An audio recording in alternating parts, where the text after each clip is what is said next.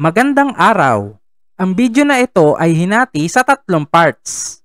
Siguraduhin panoodin lahat ng parts nito para mas marami kang matutunan at ma-review. At mas malaki ang tsansa mong pumasa sa exam. Ilalagay ko ang link ng ibang parts nito sa description at sa dulo ng video na ito. Okay, let's go!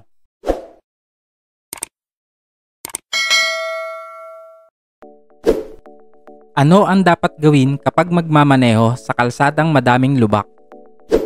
A. Bagalan ng takbo. B. Bilisan ng takbo.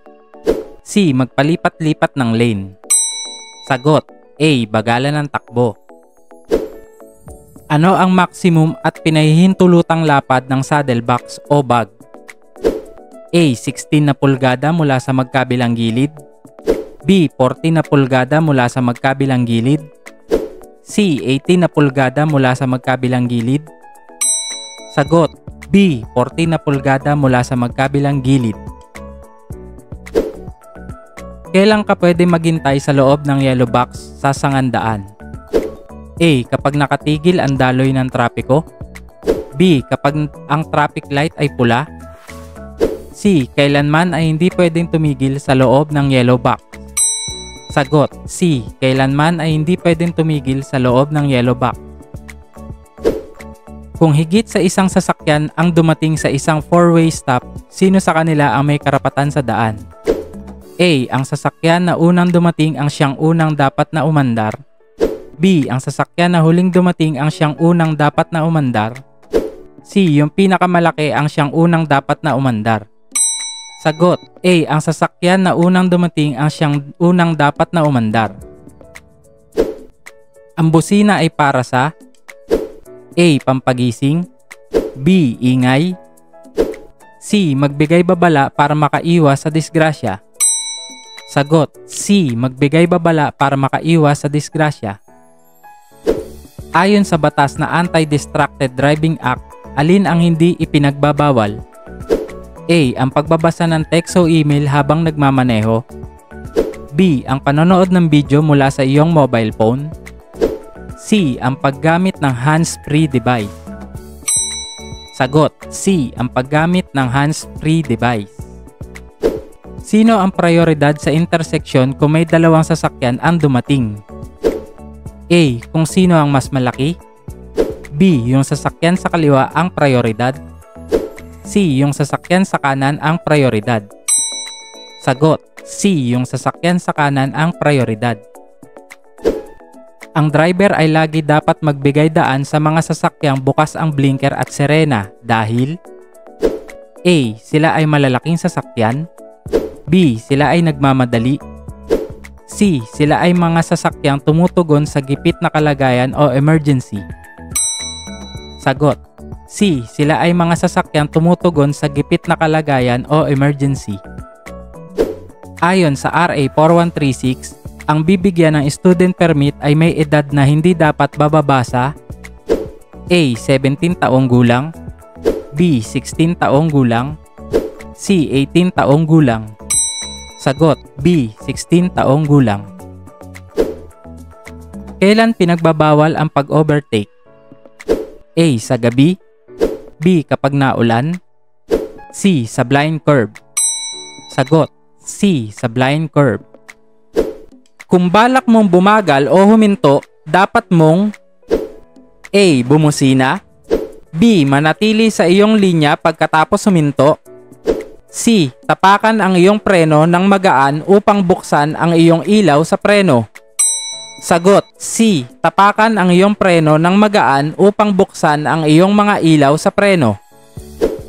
Ang mga linya, simbolo at mga salitang nakapinta sa kalsada ay tinatawag na A. Traffic signal. B. Traffic hazard. C. Pavement markings. Sagot: C. Pavement markings. Ang kumikislap na dilaw na ilaw trapiko ay nagpapahiwatig na dapat A. Bagalan ng takbo at magpatuloy pagligtas. B. Ipagpatuloy ang kasalukuyang bilis. C. Magmadali at magmabilis. Sagot: A. Bagalan ng takbo at magpatuloy pagligtas. Sa anong pangyayari pwedeng pumarada sa harap ng pasukan ng ospital? A. Kapag sumusundo ng pasyente. B. Wala. C. Kapag empleyado ka ng ospital. Sagot B. Wala. Ang kulay berdeng ilaw trapiko sa interseksyon ay nangangahulugan na A. Pinahihintulutan na tumawid ang lahat ng mga tao. B. Hindi pinapahintulutan na tumawid ang mga tao. C. Ang mga sasakyan sa kabilang kalsada ay nakahinto. Sagot C. Ang mga sasakyan sa kabilang kalsada ay nakahinto. Sa tuwing lilipat ng linya, dapat sumenyas. Tignan ang side at rear view mirror at A. Tignan kung may paparating na sasakyan. B. Sindihan ang headlight. C. Bumusina. Sagot A. Tignan kung may paparating na sasakyan. Maiiwasan o mababawasan ang mga aksidente sa kalsada kung A. Hindi binabaliwala ng mga driver ang mga senyas pantrapiko. B. Ganap na binabaliwala ng mga driver ang mga senyas pantrapiko. C. Hindi pinapansin ng mga driver ang mga senyas pantrapiko sa mga partikular na lugar. Sagot A. Hindi binabaliwala ng mga driver ang mga senyas pantrapiko. Ano ang dapat gawin ng isang driver kung siya ay dadaan sa isang kalyeng maraming taong tumatawid? A. Bagalan ng takbo. Maging alerto o mag-ingat at tignan kung ligtas ang pagdaan.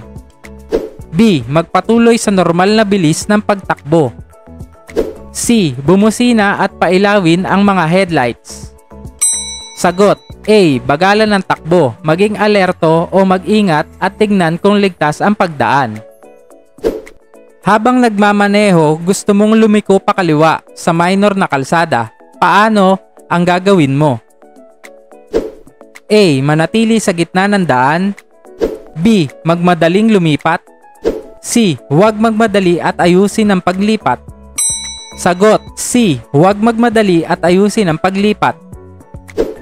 Ang sasakyan ay nakaparada kapag A. Nakahinto ang sasakyan at nagsasakay ng pasahero. B. Nakahinto ang sasakyan at nagbababa ng pasahero. C. Nakahinto ang sasakyan at nakapatay ang makina nito. Sagot C. Nakahinto ang sasakyan at nakapatay ang makina nito.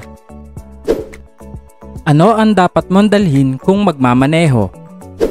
A. Lisensya, rehistro at resibo ng huling pinagbayaran ng sasakyan sa LTO. B. Lisensya. C. Lisensya at papel de siguro ng sasakyan.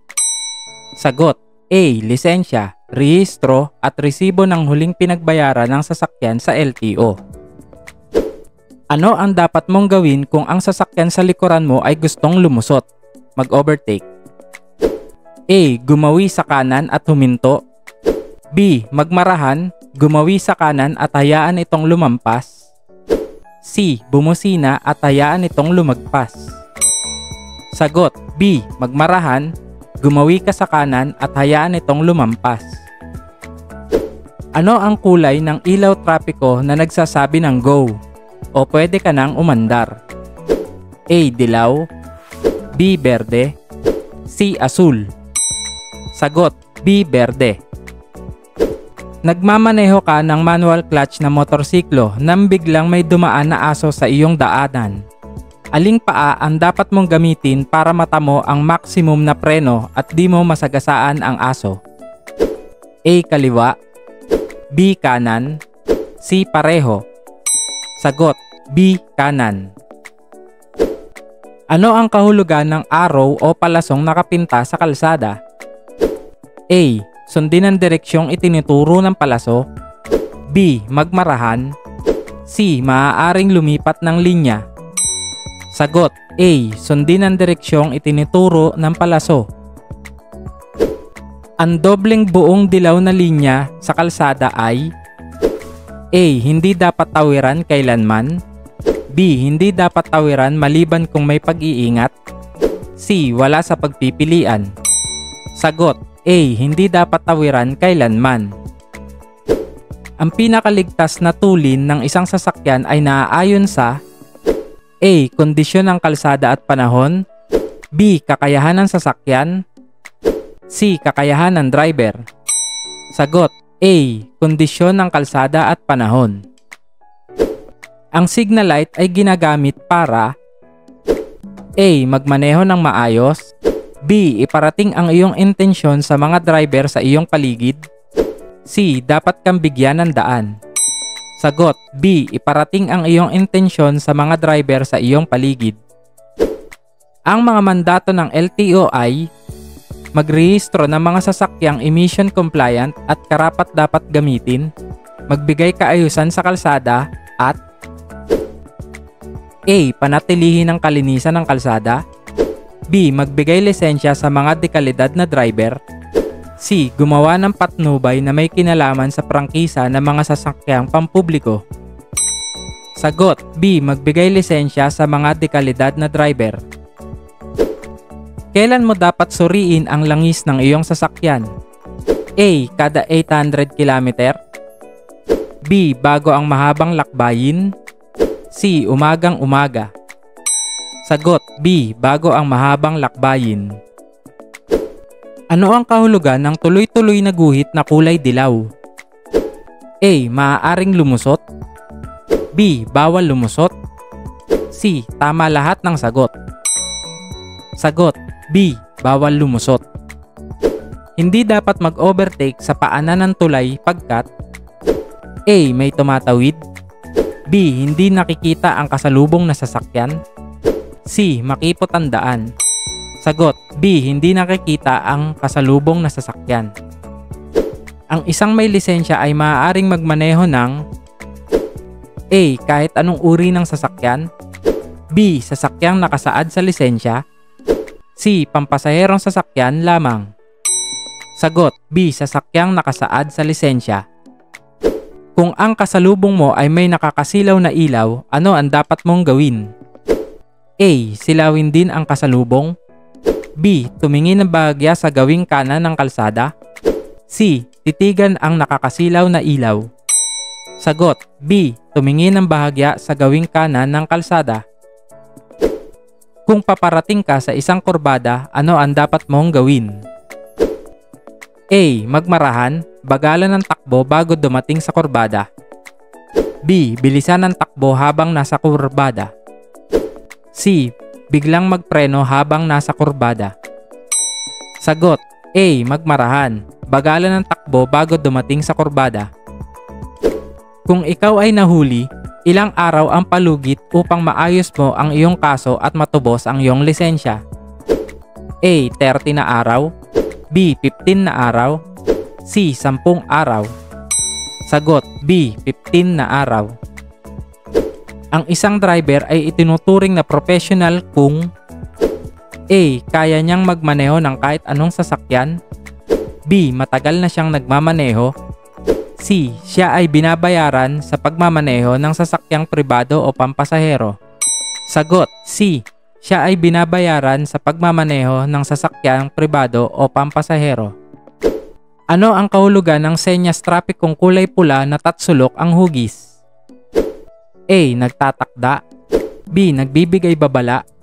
C. Nagbibigay impormasyon o kaalaman. Sagot B. Nagbibigay babala. Ang paggamit ng huwad na lisensya ay pinagbabawal at may parusang A. 1,500 at 6 na buwan na hindi makakakuha ng lisensya. B. Pagkabilanggo ng hindi higit sa 6 na buwan. C. 500 pesos. Sagot A. 1,500 pesos at 6 na buwan na hindi makakakuha ng lisensya. Ang kailangang distansya sa pagitan ng sinusundang sasakyan ay A. 6 seconds rule. B. 3 seconds rule. C. 5 seconds rule. Sagot B. 3 seconds rule.